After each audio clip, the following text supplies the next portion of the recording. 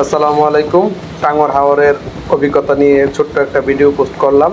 সর্বপ্রথম ট্রেন থেকে নেমে আমরা হাওরের উদ্দেশ্যে রওনা হয়ে যাই। প্রচণ্ড বৃষ্টির কারণে যাতায়াত অনেক কষ্ট হয়েছিল, কিন্তু মনোমুগ্ধকর পরিবেশে অনেক আনন্দের ছিলাম। তারপর অনেক কষ্টে মোহনগঞ্জ থেকে আমরা অটোতে করে আমাদের মধ্যনগর বোটের স্থানে চলে আসি, যেখানে আমাদের বোট মামা দাঁড়িয়েছিল। তারপর আমরা একে একে সবাই বোটে উঠে যাই। তারপর কিছুক্ষণের মধ্যেই আমরা রওনা হয়ে যাই আমাদের গন্তব্যে। প্রথমে একটি বাজারে নামি, আমাদের কেনাকাটা কিছু বাকি ছিল। সর্বোপরি সকল কেনাকাটা কমপ্লিট করে ইতিমধ্যে আমরা রওনা হয়ে যাই।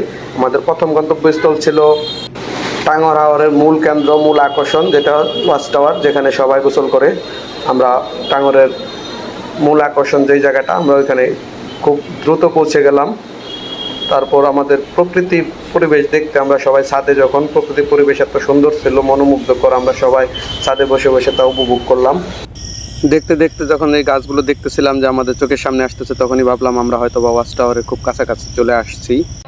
তারপর দেখতে দেখতে আমরা ওয়াচ টাওয়ারের কাছে চলে আসি এবং বোটটা ছিল অনেক দূরে। তারপর ওয়াচ টাওয়ারের কাছে যাওয়ার জন্য আমরা ডিঙি নৌকা ভাড়া করি।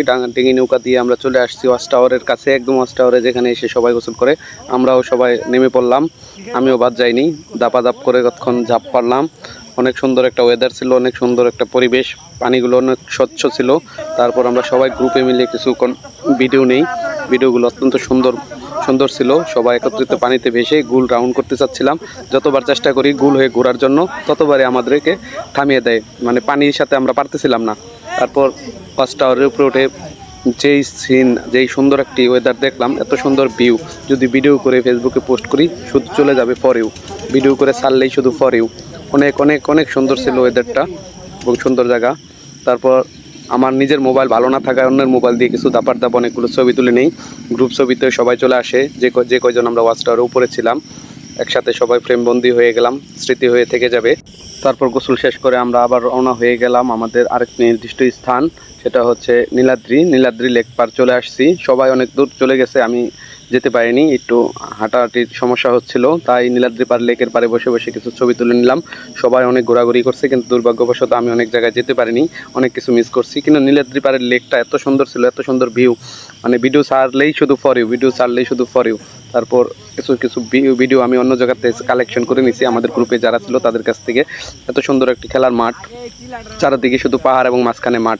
এর অনেক অনেক ভিডিও আমাদের মিস হয়েছে। দুপুরে খাবার শেষ করে দিলাম, সবাই শেষ, আমরা কয়েকজন বাকি ছিলাম। আমরা বোটের ভিতরে বসে খাবার খেলাম, সবাই উপরে বসে খাইছে। এখন আবার আমরা একটি নির্দিষ্ট স্থানের উদ্দেশ্যে রওনা হয়ে গেলাম।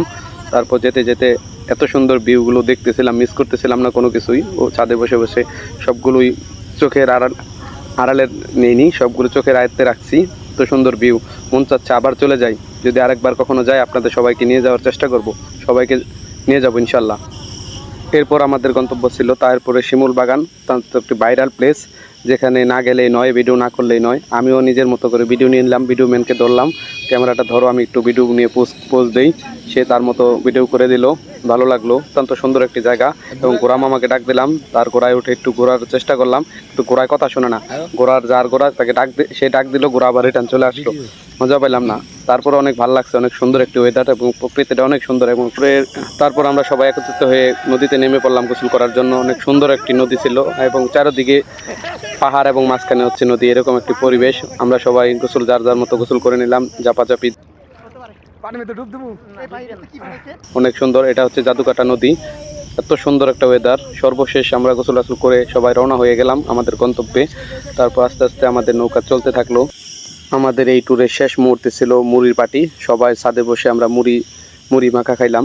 অনেক ভালো লাগলো শেষ মুহূর্তটা, এত সুন্দর একটা ওয়েদার ছিল যেটা কখনো ভোলার মতো নয়। এত সুন্দর একটি ট্যুর, সত্যি অসাধারণ ছিল। সবাইকে অনেক অনেক ধন্যবাদ।